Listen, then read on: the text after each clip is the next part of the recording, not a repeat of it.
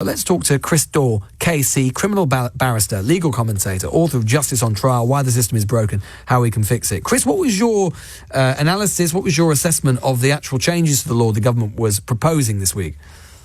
Yeah, well, I think listeners and those who are really concerned about what's going on in this country really need to understand exactly what the government are saying. On the one hand, the government ministers, including Suella Braverman and the Prime Minister and the Foreign Secretary, are saying that the proposed asylum legislation is legal and it's not a breach of international law.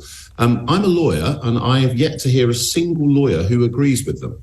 And the reason for that is because in 1948, the Universal Declaration of Human Rights was passed and adopted by most of the countries of the world following the Second World War because of the horrific sequence of events and the deprivation of liberty and human rights that had taken place over the previous decade or so. And that Universal Declaration of Human Rights says at Article 14 that every person shall have the right to apply for asylum. And there's no qualification that if you come on a boat, you can't apply for asylum. That's an absolute right in any human being to apply for asylum in any country which signed and adopted the Universal Declaration. In 1951, the UN Convention on Refugees was passed, which says you are entitled as a refugee or an asylum seeker to enter any country that's a signatory to the convention by any means. By small boat, by aeroplane, by spaceship for that matter, and you don't need any documents to do so because, as a matter of basic common sense, refugees don't tend to have any documents. They don't tend to have any possible legal way to enter a country. And the government, in effect, have acknowledged there is no legal way for any refugee, however genuine, to enter Britain. And that's why desperate people, many of whom, and the Home Office's own figures, let's remember, say that the majority of those arriving on small boats qualify for asylum status and would be permitted to remain in the United Kingdom if we had a functional and effective system for assessing asylum claims. Finally, we have the European Convention on Human Rights, which of course says that you cannot be imprisoned without due process of law.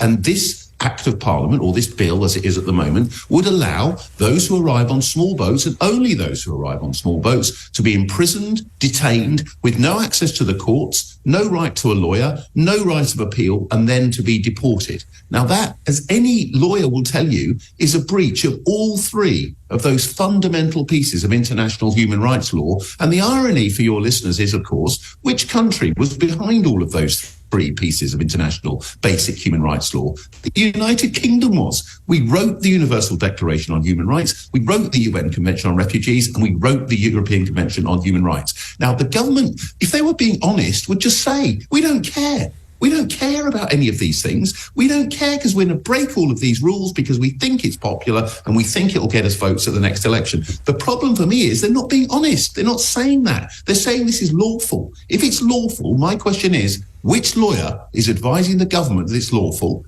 And let's have a look at their opinion and let's everybody understand how they say that imprisoning people without trial, without due process, without access to any process at all is not a breach of those three fundamental pieces of human rights law. Well, of course, it clearly is, and they know it, but they're lying about it. Well, of course, Chris, the Home Secretary was legally obliged when she published this bill earlier this week to put on the front piece, on the front of the bill, that this may not be in accordance with our legal obligations. So it was there in black and white.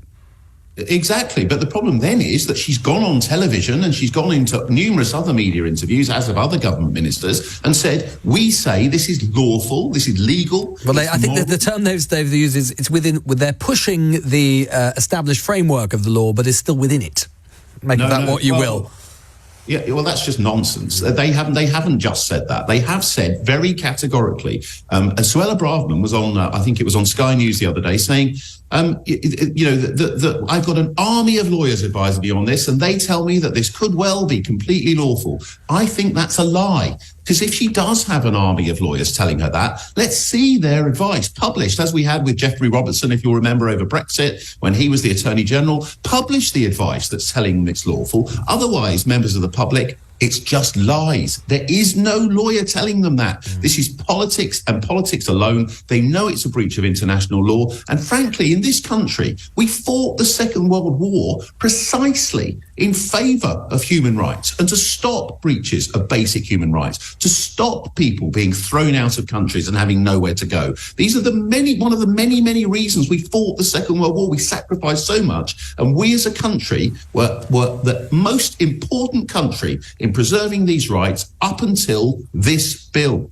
And this bill changes this country from being at the forefront of human rights to being an international pariah nation amongst other nations in respect of human rights. No other civilized country has ever allowed imprisonment without trial on their own soil in the way that this will happen. The Americans did it, but they had to send people to Cuba, to Guantanamo Bay to do it because they couldn't do it on American soil. We're going to do it on British soil, and it's an absolute outrage. Daw KC, criminal barrister, legal commentator, and as I say, author of Justice on Trial, Why the System is Broken, How We Can Fix It. We're grateful.